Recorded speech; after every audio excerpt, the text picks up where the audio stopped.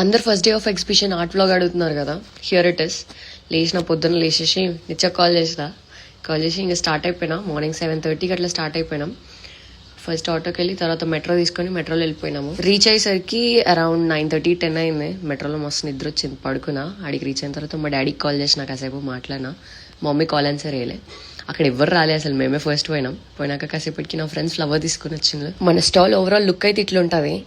అక్కడికి చాలా అంటే చాలా మంది వచ్చినారు. నేను అస్సలు ఎక్స్పెక్ట్ చేయలే, అసలు నేను ఇంత ఫేమస్ అయినా అనిపించింది. నా ఫ్రెండ్ అయితే నవ్వి చచ్చిపోయింది, ఏంది నిన్ను అట్లా సెల్ఫీలు అడుగుతున్నారో లేదా సెలబ్రిటీ లెక్క అని.